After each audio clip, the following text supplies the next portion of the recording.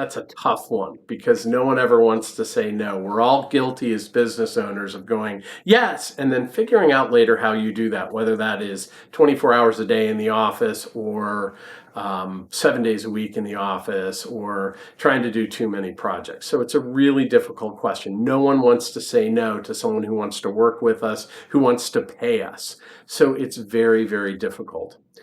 Actually, I find that honesty is the best policy. If you have a client you're working with, you need to be clear on the workload and set expectations. If you are accepting something and you're almost at capacity limit, let them know that the time frames may be affected.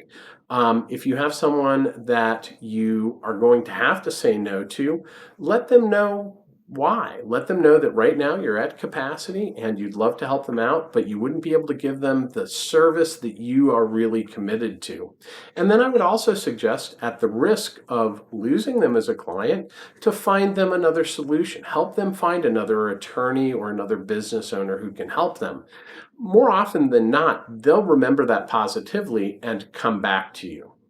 And I'll add one other piece. Sometimes scarcity is cool.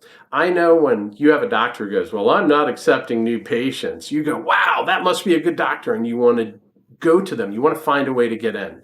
Don't hesitate to use that. If you have a good stable of clients or a good stable of people you do work with, go ahead and say, hey, I'm not accepting new business at this point in time. Maybe outline when you're going to accept new business, because that's going to make you seem a lot more successful in the eyes of the people you may want to do business with later. And when you can then reach out to them, so that means track who they are, when the conversation was, and put down when to get back with them. When you come back and say, hey, I'm accepting new clients, they'll feel like it's a gift or a real boon to the relationship.